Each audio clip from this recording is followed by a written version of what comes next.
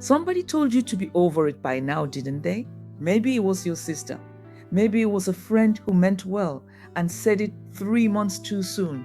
Maybe it was nobody at all. It was just you standing in your kitchen at 11 at night, doing dishes you don't remember, dirtying, thinking, what is wrong with me that I'm still this sad? I want to tell you something today that took me years to believe, not just say out loud. You cannot rush grief after divorce, not because you're weak, not because you're doing it wrong, because of how your brain and your nervous system are built. And once you understand that, really understand it, then you stop fighting your own healing. You will start working with this instead. That's what we're doing today. Stay with me. Why you can't rush grief after divorce and what to do instead. Hello, I'm Ronnie. If we haven't met yet, I'm a nurse by training and a wellness and transformational coach, and I hold an MBA. I've spent years now guiding women through the exact season you might be sitting in right now. Divorce doesn't just end a marriage, it ends a version of your life you thought you were going to have, and grieving that is real grief, not a lesser cousin of it. The real thing. So today I want to walk you through 3 things. First, what's happening in your brain when you grieve a divorce, in plain language with no jargon. Second, an exercise I use with the women in my programs called the loss inventory, because grief that stays vague stays stuck. Third, something I call support versus rushers, because the people around you are going to fall into one of those 2 categories. And by the end, I've got a gift for you, a free worksheet to walk through your own loss inventory at home. Let's start with the brain, the neuroscience of grief, briefly. Here's the short version, and I promise I'll keep it short, because you didn't come here for a biology lecture. When you lose a marriage, your brain doesn't file it under sad event. It files it closer to how it would file losing a limb. That sounds dramatic, but stay with me. For years, your brain built a map of your life that included this person, their voice in the next room, their name on your calendar, and their side of the bed. Neuroscientists call this an attachment map, and yours got built one ordinary Tuesday at a time for however many years you were married. Divorce doesn't erase that map. It just makes it wrong. So your brain does what any well-built system does. It goes looking for the missing piece. That's why you might still reach for your phone to text him something funny.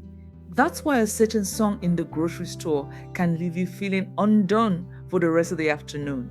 That's not you being unstable. That's a brain doing exactly what it's supposed to do while it slowly, painstakingly redraws the map. There is something about grief and stress sharing a lot of the same chemistry. Cortisol goes up, sleep gets weird.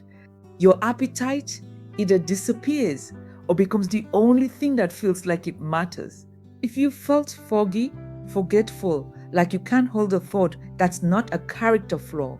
That's a nervous system running on overtime.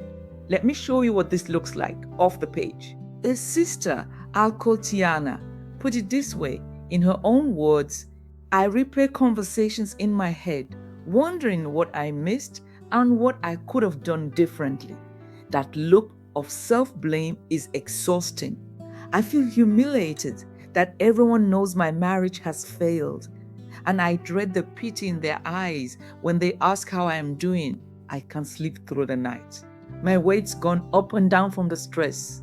Some days I feel physically broken by it, and underneath all of it, there's this thought I can't shake. I gave him the best years of my life, and this is what I get. That bitterness is real. It's not weakness. It's a nervous system in overdrive, looking for somewhere to put pain that hasn't had anywhere to go yet. You can't outsmart a limbic system. You can only give it time and the right conditions to do its work. Which brings us to the exercise, the loss inventory exercise. Grief that stays vague stays stuck. I'm just sad doesn't give you anything to work with. So in my Rekindle Radiance program, one of the very first tools I hand women is something called the loss inventory. Here's how it works. Get a page. At the top, write, what did I lose? And then get specific. Not my marriage. Be specific. You might lose the version of Sunday mornings you had. You might lose being a Kelly way at a dinner party. You might lose your last name, or simply having someone who knew what your coffee order was without asking. Write down every single one, small and large. Don't filter them for how silly they might sound. Now, in the second column, next to each loss, write one honest word for what it cost you, not a paragraph. One word: lonely, embarrassed, untethered, afraid. And third, this is the part most people skip. Write down anything you did not lose: your health, your children, your ability to still make somebody laugh, your faith, your future, which is still unwritten, is not gone. The loss inventory doesn't argue with your pain, it just puts it next to the truth. I've watched women do the exercise and come out the other side lighter. Vague grief is a fog.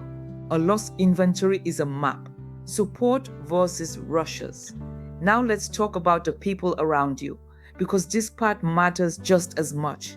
In every woman's circle during this season, I see two kinds of people show up. The first are what I call your support. These are the people who can sit with you in the discomfort. They don't need you to be okay yet. They ask how you're doing and wait for the real answer. They let silence exist in a conversation without rushing to fill it with advice. The second are the rushers. Most of the time they love you, but they cannot tolerate watching you hurt. You just need to get back out there. It's been 6 months.